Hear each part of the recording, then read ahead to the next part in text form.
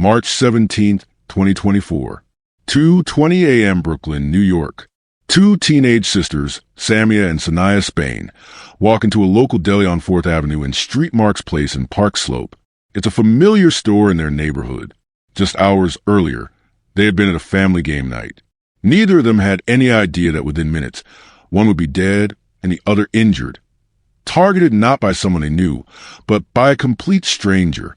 That man was V.O. Kelly, 20 years old, previously unknown to the twins. Inside the deli, he approached them, tried to initiate conversation, made an advance, asked for Instagram handles. Samyia declined. The rejection was simple, non-aggressive, and direct, but for Kelly, it was unacceptable. Surveillance footage would later reveal what happened next. He was removed from the deli for harassing the girls. He waited outside, calm, focused, armed with a knife. When the girls exited the store, he attacked. Samyia was stabbed multiple times in the chest and neck. She died at the scene. Her twin, Samyia, was slashed in the arm but survived. Kelly fled. 5 days later, he turned himself in, and yet the court would hear his legal team argue self-defense. What drives a man to commit murder over rejection from a stranger? Why does rejection trigger rage in certain men? Why are women forced to fear consequences for saying no?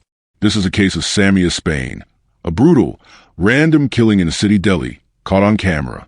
But beneath the footage, the 911 calls, and the courtroom drama, lies something deeper. Patterns of violence, silence, and the overlooked rage of entitled strangers. What really happened? Who is Samyia Spain? And what does this case say about danger in public spaces? Stay with us as we unravel this shocking story and uncover the heartbreaking details of what led to this senseless loss. If you enjoy real crime stories that uncover the truth, don't forget to subscribe. Your support helps us share real cases, spread awareness, and give a voice to those who can't speak for themselves. Before we begin, let us know in the comments, where are you watching from? And what are your thoughts as the story unfolds?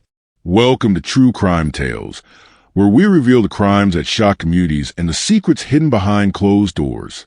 These are real people, real events, real consequences. Hit subscribe and turn on notifications.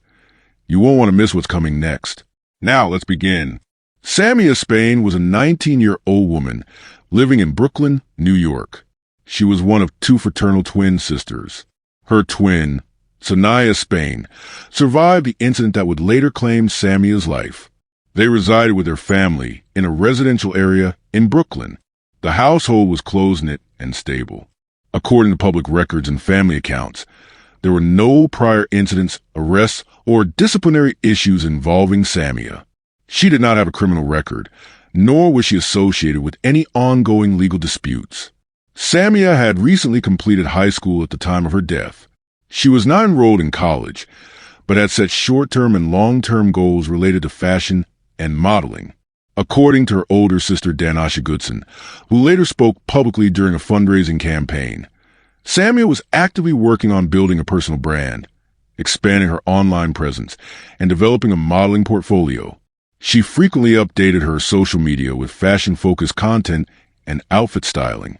This interest in fashion was reportedly shared with her twin sister, and the two often collaborated on appearance and content planning. Within the family unit, Samyia held a central role. She was described as dependable and very close to both her twin and her older siblings. There is no indication from any known sources of behavioral issues, substance use, or problematic peer associations. She had a clean reputation both at school and within her neighborhood. Community members who knew her confirmed she was soft-spoken, private, and rarely seen with large groups or in high-risk environments. She and her sister were frequently seen together at local stores, events, and family outings. The night she died, Samyia had been at home with her family. Reports confirmed she had participated in a game night with relatives before deciding to visit the Slope Natural Plus Deli in Park Slope, Brooklyn. It was a routine visit to a local store less than 10 minutes from her residence. She was not under the influence of any substance at the time of her death, as confirmed in the immediate aftermath. The visit was not pre-planned for any unusual purpose, nor was there any indication she or her sister were meeting anyone specific. At the time of the attack, Samyia had no previous connection to the individual later identified as her killer, V.O. Kelly. She had never interacted with him before, either in person or online. All evidence confirms that Kelly was a total stranger to both Samyia and her twin. In the early hours of March 17th, around 2 a.m., the Spain sisters left their family home to visit the local convenience store, Slope Natural Plus, located in Park Slope, Brooklyn. This deli was a familiar neighborhood establishment, frequented by residents during late hours for food and other essentials. The sisters' purpose for visiting the deli was straightforward and routine. They were not accompanied by anyone else.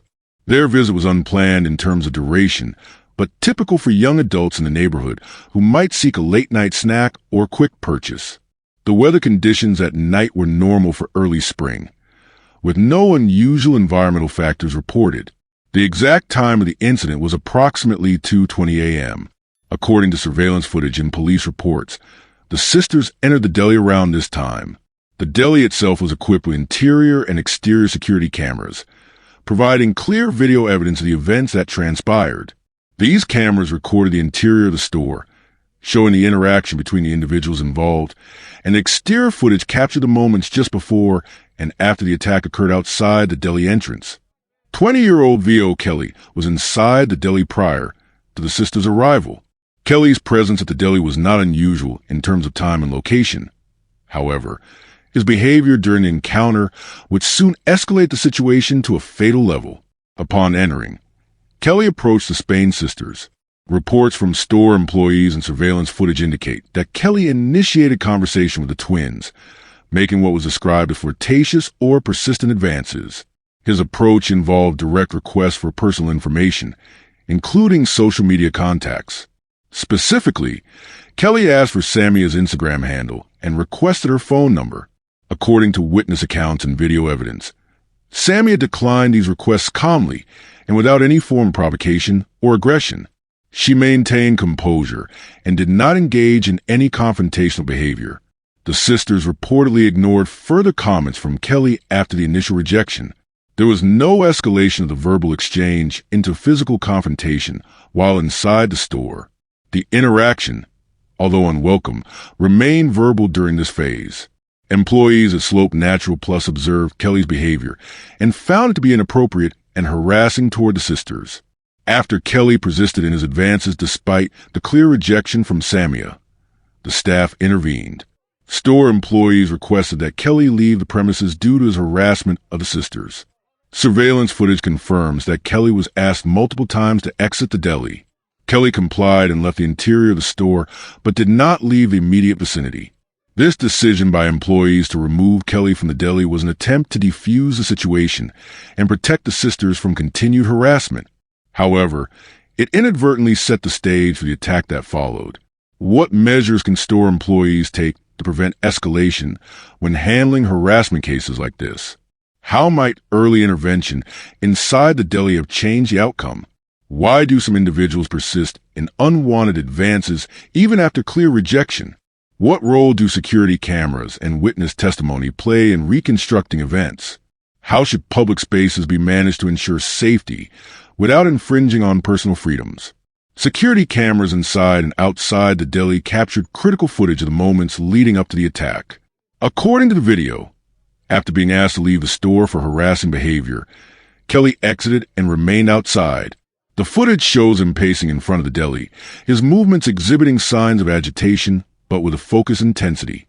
His behavior indicated he was not merely leaving the premises, but waiting intentionally for the sisters to come out. Multiple eyewitnesses who later spoke to the police described Kelly's demeanor as fixated and determined. There were no indications of any attempts by Kelly to leave the area or de-escalate the situation. Instead, his presence outside was purposeful. Within minutes, Samyia and Sanaya exited the deli. The surveillance footage reveals Kelly approaching the sisters immediately after they stepped outside. Without warning, Kelly lunged towards Samyia with a knife in hand. The assault was swift and brutal. Kelly stabbed Samyia multiple times, primarily targeting her chest and neck areas. Emergency medical reports later confirmed these wounds as the cause of death. The stabbing in the chest compromised vital organs, including the heart and lungs, while the neck wounds severed major blood vessels. Medical examiners determined these injuries were fatal and occurred within seconds. During the attack, Samyia attempted to intervene to protect her twin sister. Video footage shows her moving toward Kelly, possibly trying to shield or pull Samyia away from him. In response, Kelly slashed Samyia's arm. Although injured, Samyia survived the assault. Her wounds were serious but not life-threatening. The entire attack lasted only a few seconds. Kelly then immediately fled the scene on foot, disappearing into nearby streets. The speed and suddenness of the attack left bystanders stunned. Witnesses to the stabbing quickly reacted. Several passers-by, including deli employees and customers, called 911 as soon as the attack ended. Dispatchers reported multiple emergency calls within moments of the incident. 911 operators directed callers to provide exact location details and descriptions of the attacker. Some witnesses provided initial information about Kelly's appearance and direction of flight. By the time emergency responders arrived, the situation was already critical. Within minutes of receiving the emergency calls, officers from the New York Police Department, NYPD, arrived on the scene. Their first priority was securing the area and providing immediate assistance. Paramedics from the Emergency Medical Services, EMS, also reached the deli shortly afterward. Upon assessment, they determined that Samyia had sustained fatal injuries. She was pronounced dead at the scene by medical personnel. Samyia, although seriously injured, was stabilized and transported to a nearby hospital for emergency care. Medical staff reported that she was in stable condition and expected to survive. Following the attack, NYPD detectives took control of the investigation. The first step was to review all available surveillance footage from inside and outside the deli. The footage clearly showed Kelly's movements before, during, and immediately after the stabbing. Detectives also canvassed the neighborhood, interviewing witnesses and collecting statements. Multiple accounts corroborated the video evidence, identifying Kelly as the assailant. The police quickly identified the suspect as 20-year-old V.O. Kelly. A description was circulated to law enforcement across the city. Within hours, the NYPD issued a public statement detailing the attack and identifying Kelly as a suspect. The statement included descriptions of Kelly and urged anyone with information about his whereabouts to contact authorities immediately. A citywide manhunt commenced. Officers deployed to transit hubs, bus stations, and public areas. Surveillance cameras across Brooklyn and surrounding boroughs were monitored in an effort to track Kelly's movements. This manhunt was a coordinated effort involving multiple precincts, the NYPD's Fugitive Task Force, and emergency dispatch centers. V.O. Kelly was identified as the sole suspect in the stabbing and fatal killing of 19-year-old Samyia Spain and the assault on her twin sister, Samyia, in Brooklyn, New York, in March 2024. At the time of the incident, Kelly was 20 years old. Public records available to authorities and media indicated that Kelly had no major prior criminal history or documented involvement in violent offenses before the stabbing. Kelly's background is limited in public detail. Unlike high-profile suspects with lengthy criminal records or public social media histories, Kelly was not well known in his community or beyond. Police investigations showed no known prior connection or relationship between Kelly and the victims, Samyia and Samyia Spain.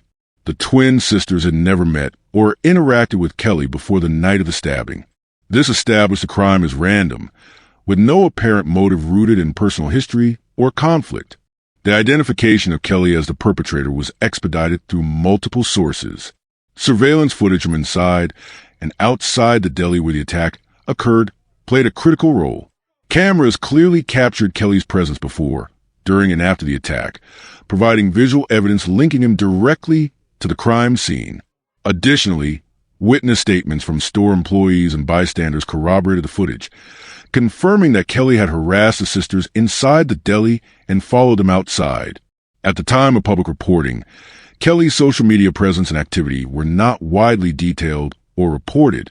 Investigators either did not find significant posts relevant to the case or chose to withhold such information from the public. No evidence suggested social media interactions between Kelly and the victims or signs of planning or premeditation found online. After the attack on March 17th, Kelly was not immediately apprehended. He fled the scene following the stabbing. The New York Police Department issued a public alert naming Kelly as the suspect and began efforts to locate him. On March 22, 2024, 5 days after the incident, Kelly voluntarily turned himself in to police authorities. His surrender marked the beginning of formal legal proceedings. Upon turning himself in, Kelly was taken into custody without incident. Kelly faced multiple serious charges in relation to the stabbing. Second-degree murder for the fatal stabbing of Samyia Spain, assault for the attack on Samyia Spain, who survived her injuries, criminal possession of a weapon related to the use of a knife in the attack. Following his arrest, Kelly was arraigned in Brooklyn Criminal Court. During the arraignment, he entered a plea of not guilty to all charges. The court set conditions for his continued detention pending trial, citing the severity of the charges and the risk factors involved. Kelly's defense strategy centered on a claim of self-defense. His legal team presented arguments asserting that the attack was not an unprovoked assault, but rather a reaction to perceived threat or confrontation by the victims or others present. According to defense counsel, surveillance footage that had been made public and reviewed during pretrial proceedings showed Kelly being confronted by multiple individuals inside and outside the deli. The lawyer argued this confrontation placed Kelly in a defensive position, necessitating a response to protect himself from physical harm. The defense narrative implied that Kelly did not initiate the violence but was instead surrounded or provoked, thereby justifying his use of force with a knife. They sought to portray the stabbing as a tragic outcome of a chaotic situation, rather than a calculated attack motivated by anger or malice. In response, prosecutors strongly contested the self-defense claim. They emphasized evidence indicating Kelly had been asked to leave the deli after harassing the sisters, and then waited outside specifically for the sisters to exit. This detail was critical in their argument that Kelly's actions were premeditated rather than spontaneous. Prosecutors characterized the stabbing as a planned ambush, pointing to Kelly's behavior of lingering outside the store armed with a knife after being expelled from the premises. They argued this contradicted the defense's portrayal of Kelly as the victim of an immediate physical threat. Instead, they framed him as the aggressor who intentionally waited to carry out the violent act. The legal debate focused heavily on interpreting the surveillance footage, witness testimonies, and timing of events. Did Kelly act first by following and attacking the sisters after ejection? Or was Kelly provoked by multiple individuals, necessitating self-defense? Was the presence of the knife a defensive measure or an offensive weapon? These questions formed the core of pretrial discussions. Within days of the stabbing, a vigil was organized outside the Slope Natural Plus Deli, where the attack occurred. Community members gathered in increasing numbers to remember Samyia and to show solidarity with her twin sister, Samyia, who survived the attack but sustained injuries. The vigil was both a memorial and a public statement. Residents used the event to demand attention to safety issues, particularly regarding violence against women in public spaces.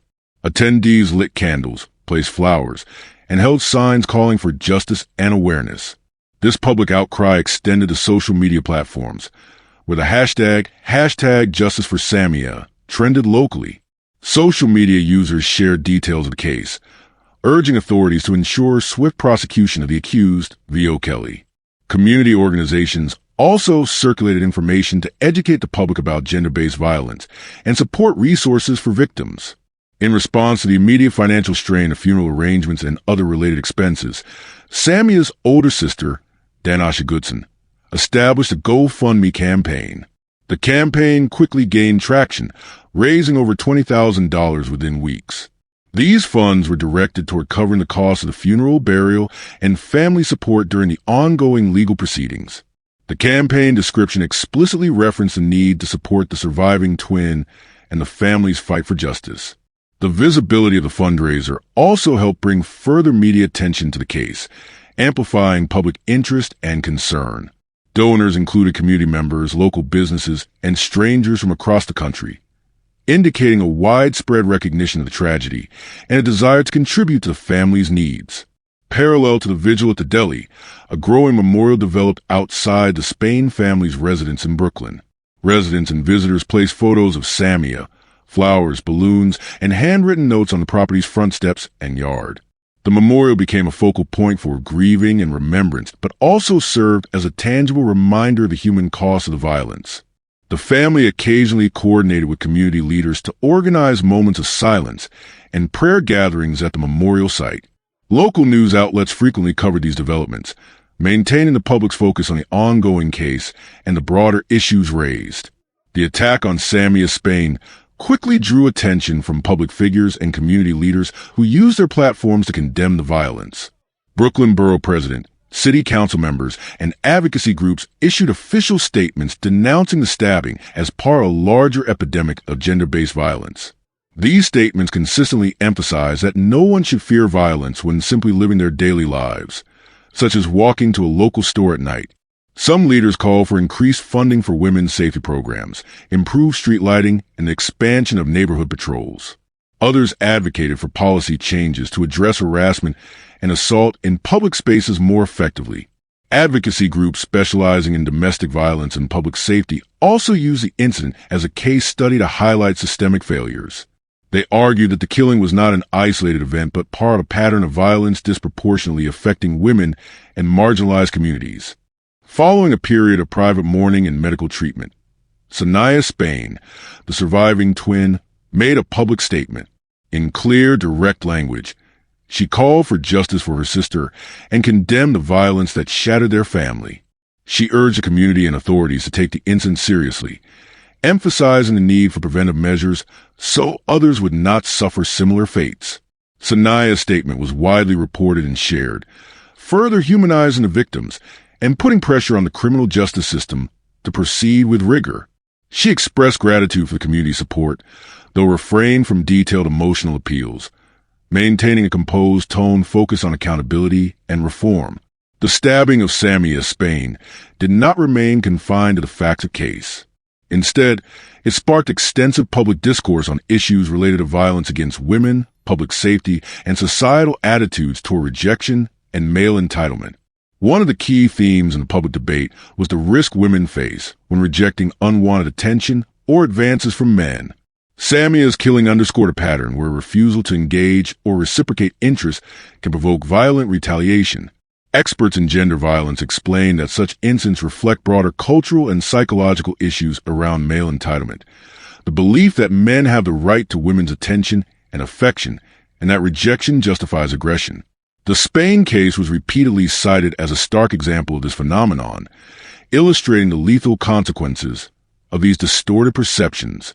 The discussion also extended to legal protections and whether current laws adequately deter such violence or address the warning signs before escalation. Advocates called for stronger laws and community education campaigns that challenge entitlement and promote respectful interactions.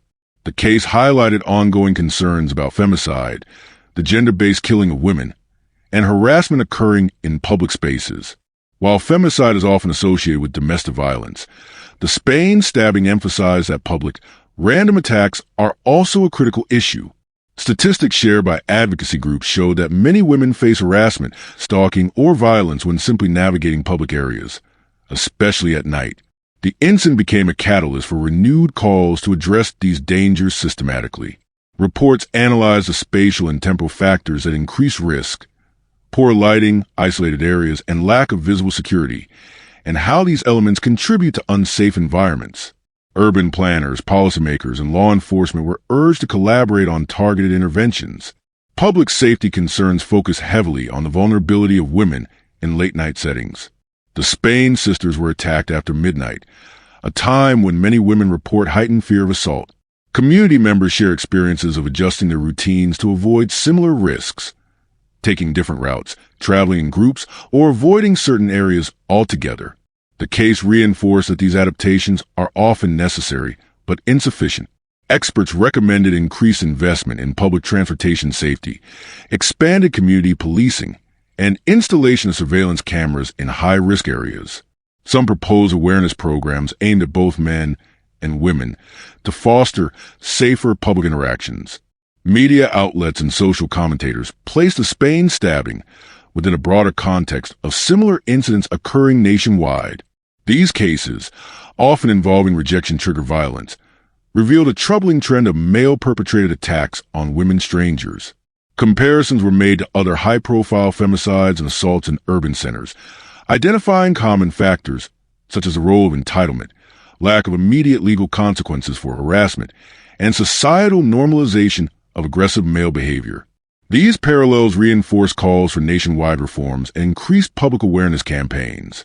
Coverage of the case shifted from solely reporting the crime to analyzing underlying societal causes. Commentators and experts discussed how cultural norms, media portrayals of masculinity, and systemic sexism contribute to conditions that allow such violence to occur. Discussions emphasized that the Spain stabbing was not an aberration, but a symptom of entrenched attitudes toward gender and power. The media spotlight on these roots aimed to stimulate more profound societal reflection and policy action. As of the latest reporting, the legal proceedings in the case of V.O. Kelly, the suspect in the stabbing death of Samyia Spain, and the injury of her twin sister Samyia, remain unresolved. Kelly has not yet gone to trial, which is currently pending. Court records indicate that no bail has been granted for Kelly since his arrest. This decision was made considering the gravity of the charges: second-degree murder, assault, and criminal possession of a weapon. At this stage, there is no public record of a psychiatric evaluation conducted on Kelly. Such evaluations are often requested or ordered in cases involving violent crimes to assess the mental state of the defendant at the time of the alleged offense and their competency to stand trial. Whether this evaluation will be undertaken or has been conducted privately remains unclear from the available data. Prosecutors involved in the case are reportedly pushing for the maximum penalty allowable under the law. This typically means seeking a conviction that carries a significant prison sentence, potentially up to life imprisonment, given the fatal outcome and circumstances of the crime. The prosecution's case is centered on demonstrating that Kelly's actions were premeditated and unprovoked. This is contrasted with the defense's claim of self-defense, which argues that Kelly was responding to perceived threats by multiple individuals confronting him. However, surveillance footage and witness accounts are used by prosecutors to refute this narrative, emphasizing that Kelly was the aggressor who waited outside to ambush the victims. The legal process remains ongoing, with pretrial motions, evidence review, and potential plea negotiations possibly forthcoming before a trial date is set. The Brooklyn Criminal Court and prosecutors are under public scrutiny due to the high-profile nature of this case and its implications concerning public safety and violence against women. The stabbing of Samyia Spain has received substantial media attention from a variety of news outlets spanning local and national platforms. Major sources reporting on the case include The Guardian, provided an international perspective on the stabbing, framing the incident within broader conversations on violence against women in urban settings. CBS News, focused on a factual timeline of the event and the subsequent arrest and charges against Kelly, providing detailed coverage of the court proceedings. New York Post emphasized the violent nature of the attack and highlighted public safety concerns in Brooklyn neighborhoods. People magazine offered human interest coverage, highlighting the background of victims and the family's response to the tragedy. Brooklyn Paper covered the community reaction, including vigils, memorials, and fundraising efforts for the Spain family. Across these outlets, the case has been framed primarily as a senseless act of gender-based violence. The narrative centers on the dangers women face when rejecting unwanted advances, especially in late-night or vulnerable situations. Public commentary and editorial pieces frequently discuss the entitlement and rage that fuel such attacks. Public opinion, as reflected in social media, community meetings, and news comment sections, largely supports the Spain family. There is a clear demand for justice and systemic change to prevent similar future occurrences. The media coverage also calls attention to the need for improved public safety measures and awareness regarding violence against women. At the time of this report, the case of Samyia Spain remains unresolved, with the trial pending and no final verdict issued. The family of Samyia continues to demand full accountability for the actions of V.O. Kelly. They emphasize the importance of justice not only for Samyia, but to send a message that such acts of violence will not be tolerated or ignored. Samyia is remembered as a vibrant young woman with a promising future, whose life was cut short in a brutal attack. The twin sister, Samyia, who survived the assault, has become a symbol of resilience and a voice calling for change. The incident highlights ongoing patterns of female victimization in public spaces, especially when women assert personal boundaries, such as rejecting advances. The case underscores the persistent risks women face in everyday environments and the need for systemic interventions. Why do some men respond to rejection with violence? What psychological, social, or cultural factors contribute to violent reactions when advances are refused? Are there patterns that can be identified and addressed through education and intervention? Should self-defense be a valid legal strategy when the attacker was the one waiting outside for his victim? How should the law treat situations where the accused claims self-defense, but evidence indicates premeditation or ambush? What standards should courts use to differentiate between legitimate self-defense and aggressive behavior? Are late-night public spaces truly safe for women in large cities like New York? What existing safety measures are in place, and where do they fall short? How do urban design, policing, and community programs influence safety perceptions and realities? Should more surveillance and public intervention measures be implemented in neighborhoods? Would increased surveillance cameras, better lighting, or more active patrols deter such crimes? How can communities balance safety with privacy and civil liberties? How can schools and families better educate young people, especially men, about rejection, entitlement, and boundaries? What role does education play in reducing gender-based violence? Are current programs adequate, or is there a need for more comprehensive, earlier intervention on topics of consent and respect? If you found this story as gripping and heartbreaking as we did, don't forget to like this video and share it with others. And if you want to hear more true crime stories that uncover the mysteries behind these tragic events, make sure to subscribe to our channel and turn on the notification bell. You won't want to miss our latest stories, updates, and discussions. Thank you for joining us on this journey to seek justice and explore the truth. Together, we can make a difference. Until next time, stay safe and stay aware.